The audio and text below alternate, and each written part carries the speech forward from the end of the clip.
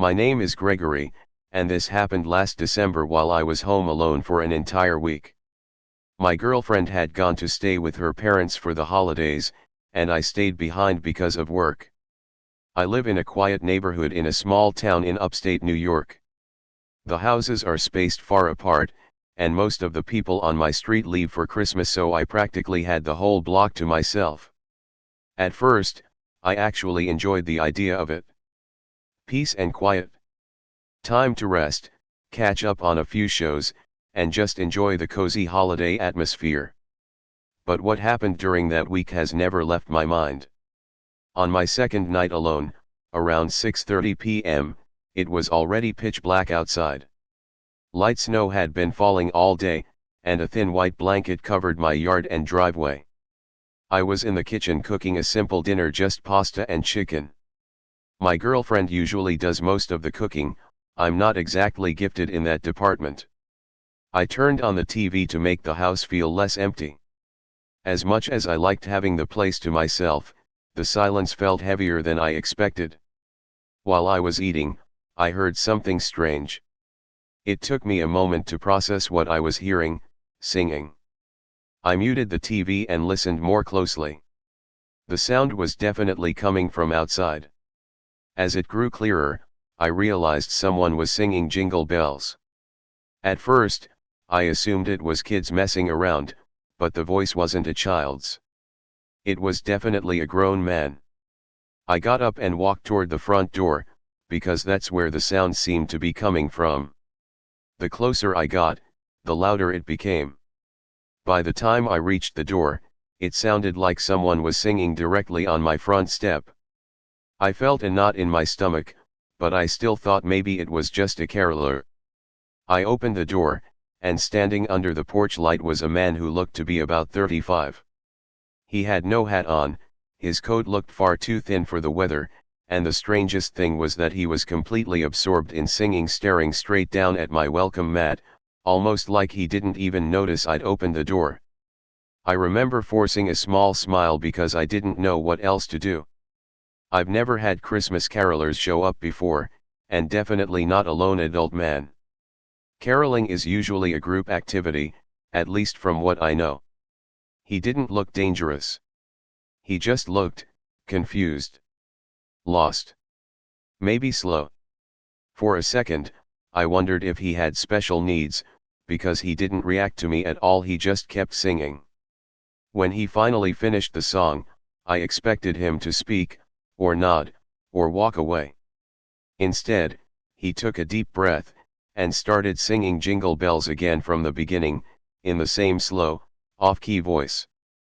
But this time, he lifted his head and stared directly at me.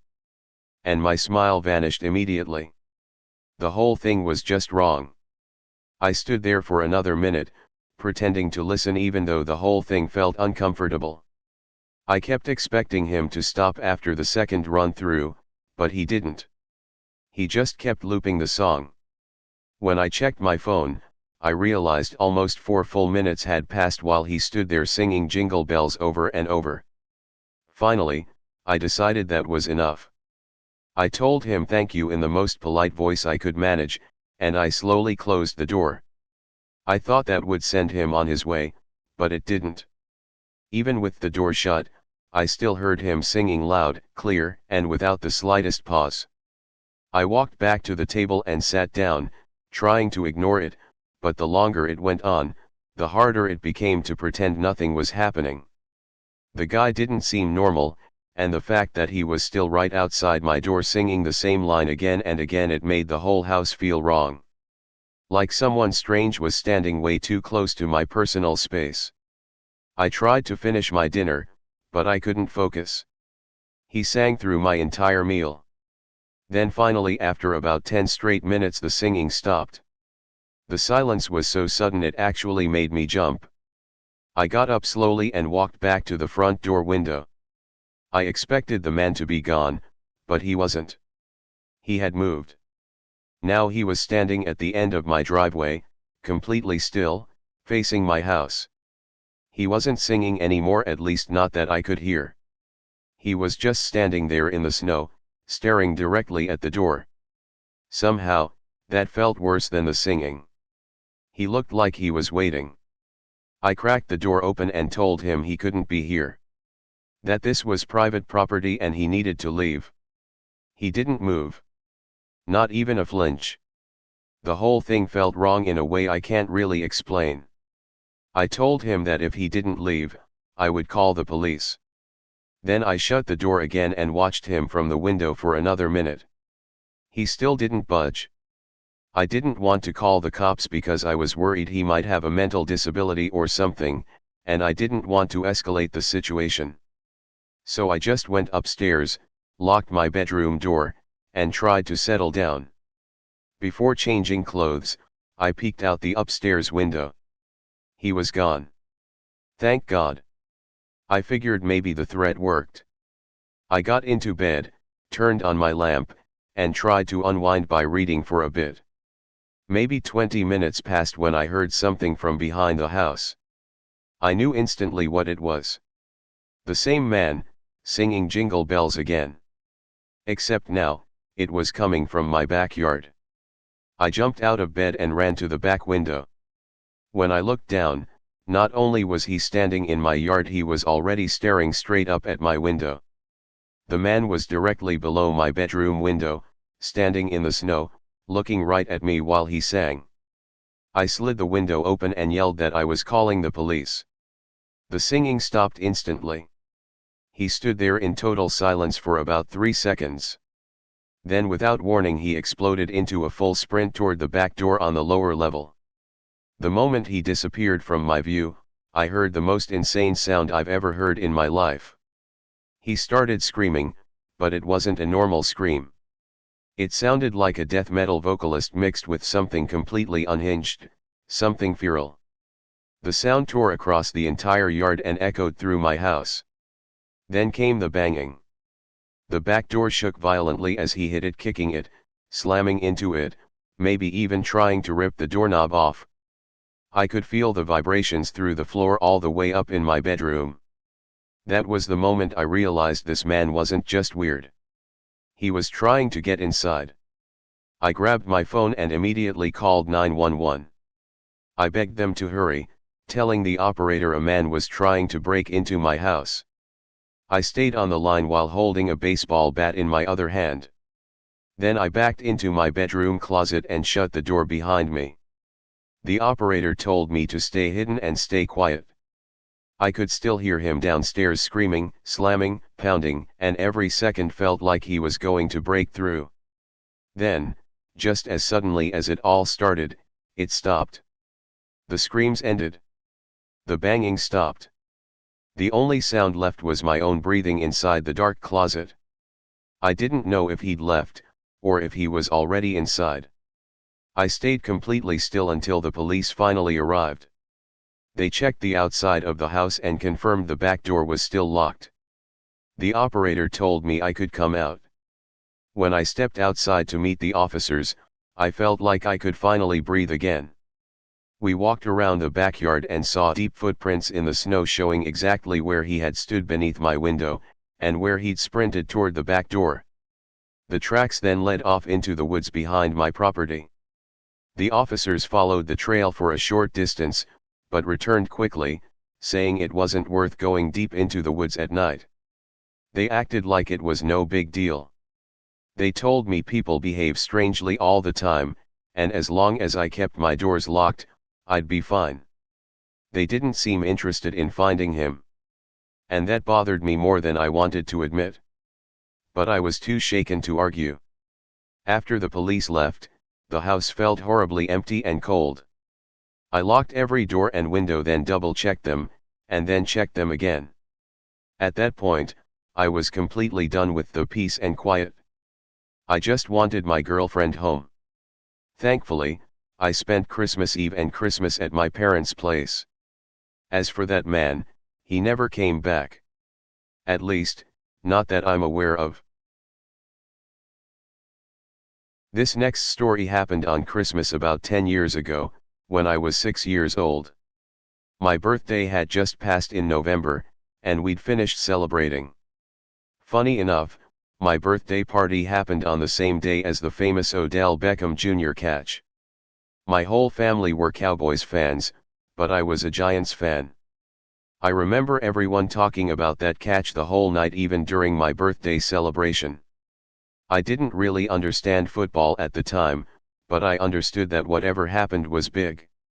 I was 6, excited, and having the time of my life. For my birthday, I got tickets to see the Mavericks vs Wizards on December 30th. I was a Cavaliers fan, but living in DFW, I knew a lot of Mavs fans and was becoming a small fan myself, so I was thrilled. It was going to be my first NBA game. Christmas came 5 days before the game, and I got a brand new Odell Beckham Jr. jersey, plus a Mavs shirt and sweatshirt. I was becoming a sports kid, and that Christmas felt amazing. One of my gifts was another Mavs game, this one on December 27th against the Oklahoma City Thunder. I was beyond excited. The day came, and we went to the game. The Mavs won a close one, something like 112-105. For my first NBA arena experience, it was insane. Loud, colorful, unforgettable. We drove back home about 45 minutes from the American Airlines Center. The next couple of days went by normally, and I was counting down to the second game. But I didn't know, it would be the last NBA game I attended for years. During the first game, we had incredible seats 7 rows from the court, dead center. But for the second game, we were around row 20, toward a corner section. Still great, just different. The game itself was going fine. The Mavs were destroying the other team by 20 or 30 points at halftime. And being a 6-year-old, I wanted to explore, walk around, get food, maybe even go to the bathroom by myself. But I was 6 and with my parents, so we all walked together to get something to eat. We waited in line for about 20 minutes. My dad left the line to go to a different food stand, while I stayed with my older brother who was getting ready to pay. While they were talking to the cashier, I wandered a few feet away to throw out some candy wrappers from the treats they'd bought me earlier. I walked about 30 feet to a trash can. As I tossed the candy wrappers away, a tall white man approached me and asked, "Hey, are you lost?" I shook my head but didn't say anything. He told me he didn't see my parents around and said, "Come on, let's go look for them." Before I knew it, he grabbed my hand and started walking with me. I was just a kid, so I followed him without questioning anything. He led me toward the nosebleeds and claimed we were heading to the intercom booth so they could announce my name. I said okay and kept walking beside him. When we reached the top of the arena, he told me to wait. We stood there for about 10 minutes. He waited until the area was completely empty. Then he tried nudging me toward the emergency stairs or maybe the elevator. I don't remember exactly, but I do remember how isolated the spot was. That's when it hit me. Stranger danger. The fear sank in instantly. He had no badge, no credentials, nothing that made him look like staff. And he hadn't actually tried calling anyone. When he let go of my hand for a second to check his phone, I bolted. I ran as fast as I could back toward the stands. As I ran, I glanced back and he was standing there, watching me with a strange little grin. I couldn't find my parents, but I didn't care. I just wanted to get back to safety. I found my brother instead. He hadn't told my parents I wandered off because he didn't want to get in trouble. He asked if I was okay, and I said yes, choosing not to tell anyone what happened. The game ended. The Mavs won. But none of that mattered to me anymore. I just wanted to go home. I was quiet as we walked out of the arena. Quiet in the car too. My parents kept glancing at me, confused, but I told them I was tired. We were halfway home when a loud honk blasted behind us.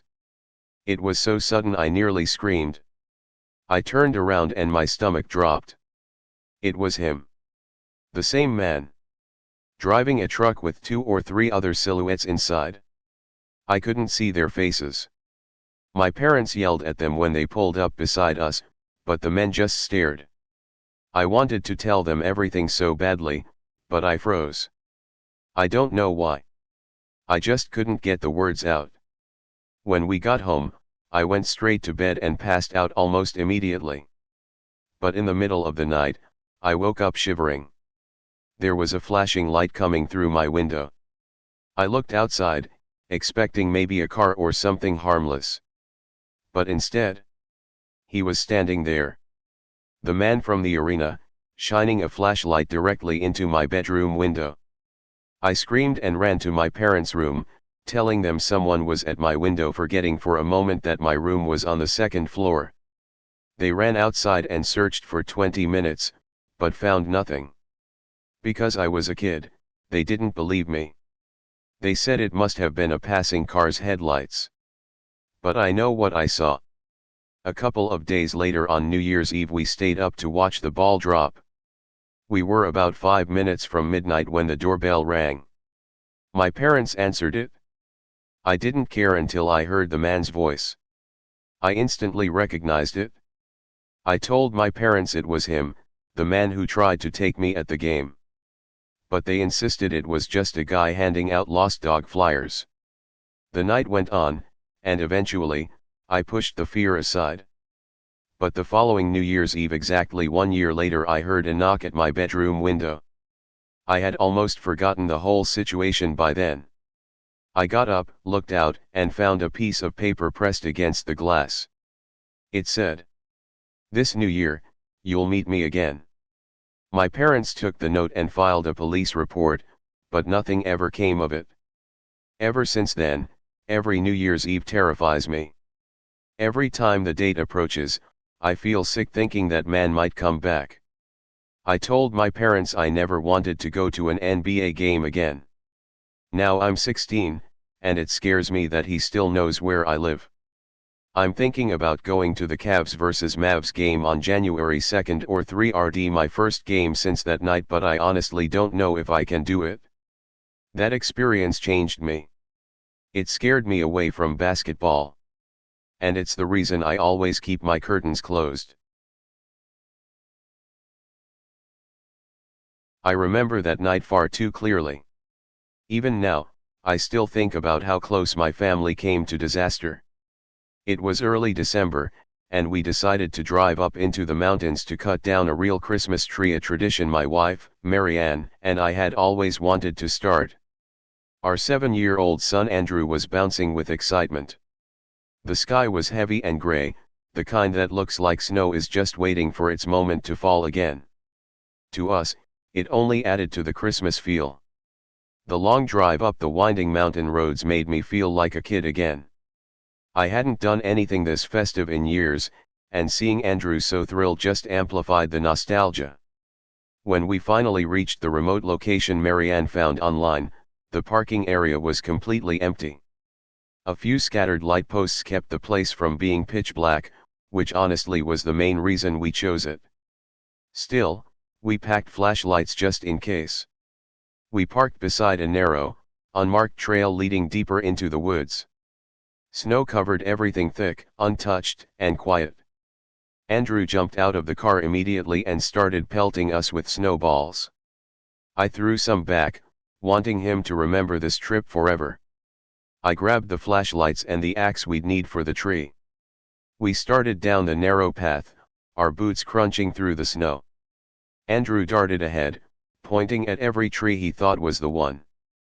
The deeper we went, the more the trail behind us faded away, until the only light we had was the faint moon behind the clouds and the glow of our flashlights. At one point, I asked them to stop walking just to listen. Silence. Total, heavy silence. Not even the woods made a sound. No birds, no wind, just stillness. If I had been alone, the quiet and darkness would have been enough to creep me out. As we pushed farther, we relied entirely on our flashlights. Andrew went from having fun with his to holding it a little tighter. Once the glow from the parking lot completely disappeared, he asked how much farther we were going and made a comment about how dark it was. I couldn't blame him. I kept feeling like something was walking behind us, like we weren't alone. Every time I turned around, the path was empty. After about 10 minutes, we finally reached a patch of tall, full trees. Andrew ran around excitedly, trying to claim the perfect one. Marianne stayed close beside me and whispered that she wanted to pick a tree fast. She had a bad feeling. I understood exactly what she meant. This place was far more unsettling than I expected. That's when I heard it. Soft crunching in the snow behind us. None of us were moving. And it wasn't the sound of an animal. It was deliberate, slow, steady footsteps. I turned around. A man stood about 20 feet back on the path. He was dressed strangely for the weather, thin jacket, no gloves, his bare hands red and raw from the cold. His face looked almost frozen, unnaturally pale, like he'd been out there for a long time. Marianne immediately pulled Andrew closer. When the man realized we were watching him, he smiled. A slow, unsettling smile. Then he stepped closer. But their voices didn't sound like people who wanted to help. There was something rehearsed about the way they said it, too calm, too steady, like they were repeating a line. Marianne whispered, "Don't let them get close. Please don't let them get close." The two figures stepped fully into the glow of the parking lot lights, and that's when I realized something that made my stomach twist. They were dressed almost exactly like the man from the trail. Light jackets, no gloves, clothes totally wrong for winter. Their faces were pale, stiff, like they'd been out in the cold for hours, maybe days. One of them raised his hand higher and repeated, "We're here to help," but his face didn't match the words at all. He didn't look concerned. He looked eager. I pounded on the window, yelling for them to stop. Marianne was crying, begging them not to come any closer. Even Andrew was shaking and hiding in the back seat. Then, from somewhere behind the trees, we heard a third voice farther back, but unmistakably loud. "Block the road." Those exact words. My heart dropped. They weren't just wandering weirdos. They had a plan. Marianne grabbed my arm so hard her nails dug into my jacket. Oh my God, what do we do? I didn't have an answer. Running wasn't an option with two flat tires. Fighting them off with an axe while my family sat trapped inside a truck felt impossible. And then finally something happened. In the distance, just where the road curved. A faint glow. Then another. And another. Headlights. Multiple sets of headlights. The two figures in front of us turned their heads sharply, like animals hearing something unfamiliar. Then, without a word, they backed up slowly into the darkness of the tree line. Not running. Not panicking. Just, disappearing. Within seconds, 3 police cruisers burst into the lot, tires skidding on the snow. Officers jumped out immediately, flashlights raised, shouting commands into the woods. One of them ran to our truck, yelling, "Stay inside. Don't move." Marianne burst into relieved sobs. Andrew clung to her. I felt my whole body shaking from adrenaline I didn't even realize was still in my bloodstream. The officers searched the woods for nearly an hour. They found footprints, a lot of them circling the parking lot and leading deep into the forest, but no people. No camp. No trucks. No belongings. Nothing.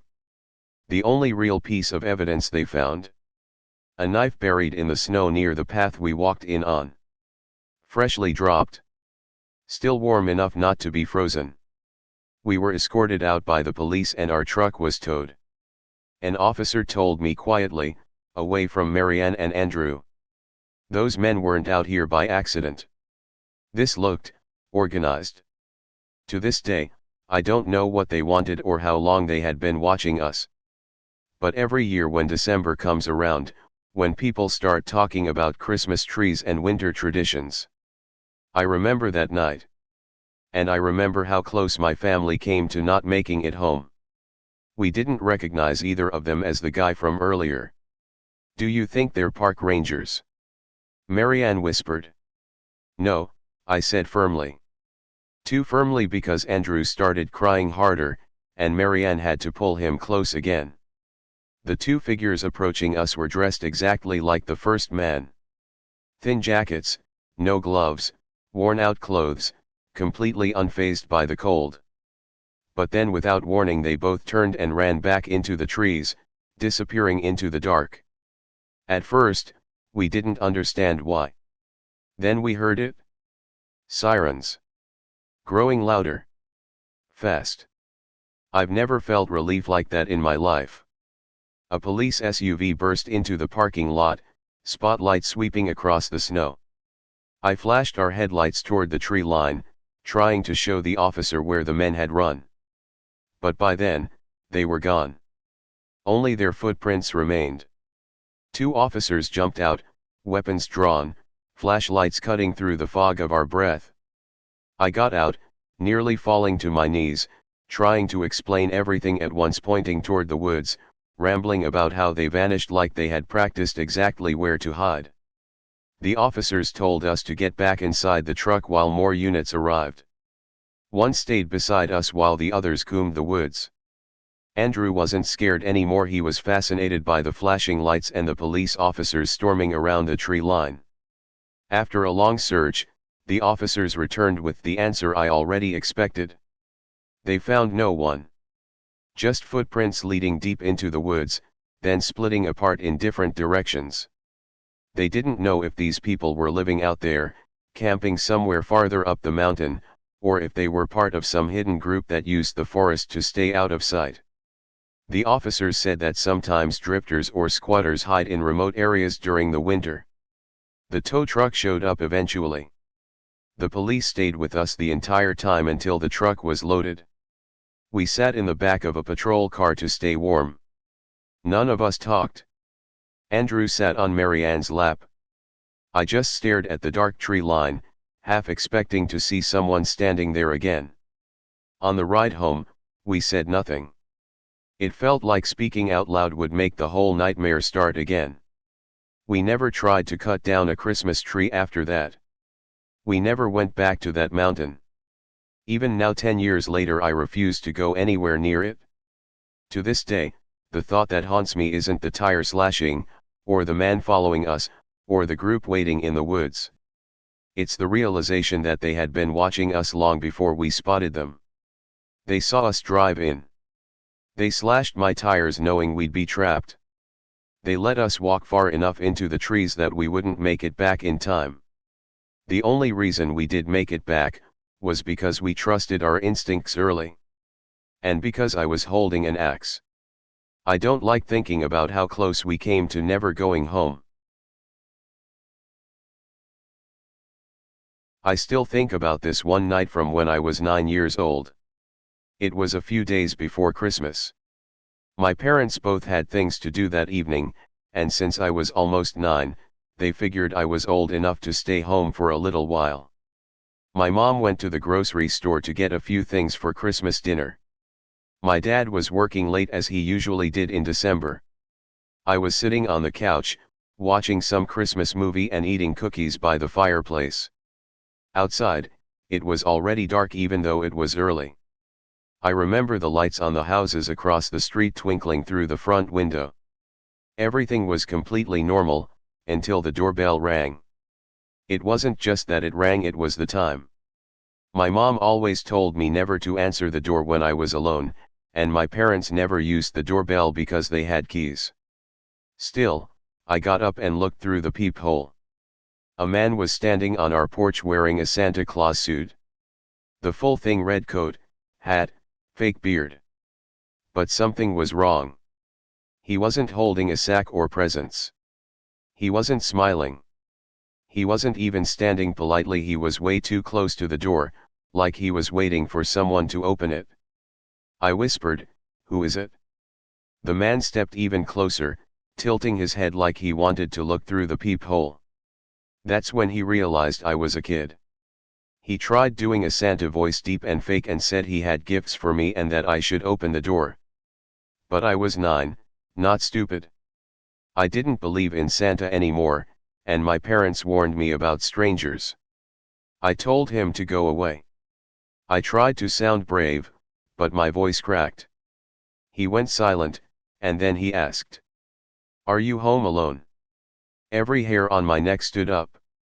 I backed away instantly, hating myself for even answering the door. I didn't respond. I walked quickly into the living room and sat on the couch, pretending that watching TV would make me feel safe. Then the doorknob twisted. He was testing it. I wanted to scream, but nobody was home. And then I heard another sound. From the back of the house. Not the front door. The back door. It happened so fast after the front door that I'm almost certain he ran around the house to the back. That door was even weaker than the front one and we almost never used it. For a moment, I felt completely frozen. All I could think about was that our house only had 2 doors. And this man had already tried both. I ran to the kitchen, grabbed the phone, and dialed my mom's number with shaking hands. When she answered, I started talking so fast I was almost stuttering. I told her someone was trying to get into the house, someone dressed like Santa. Her voice changed instantly. She told me she was coming home right now, and she said, "Do not open the door for anyone. Stay away from the windows." I went to the living room, pulled the curtains shut, and sat on the floor behind the couch where no one could see me from outside. I hugged my knees and tried not to breathe too loudly. I could still hear faint noises outside, soft footsteps in the snow, little taps on the siding. Just enough to let me know he was still out there. Eventually, the sounds stopped. A few minutes later, I heard a car pull into our driveway. The squeaking brakes told me instantly it was my mom. I stayed hidden until I heard the front door unlock and swing open. She rushed inside, breathing hard, still holding 2 grocery bags. She locked the door behind her and shouted my name. I ran to her, and she hugged me so tight it almost hurt. Then she told me something that made everything feel even more real. She had seen a man dressed as Santa walking down our street as she drove in. She slowed her car and yelled out the window, asking what he was doing. The man claimed he was going door to door asking for donations, but she said he looked nervous, and he walked away fast when she pressed him. She didn't believe him for a second. Neither did I. She told me she was proud of me for not opening the door and for calling her right away. Then she called the police and reported the man. A couple neighbors later said he knocked on their doors too, also asking for donations. They all thought it was a scam. But none of that changes the fact that he tried to get into our house, knowing a kid was home alone inside. I still think about that night every Christmas when the decorations go up. I remember being 9 years old, looking through the peephole at a man who wanted to pretend he was Santa. But he wasn't Santa. He wanted something else. And the only thing that stopped him was a locked door. And my mom getting home when she did. Because if that door hadn't been locked, I don't like thinking about what would have happened.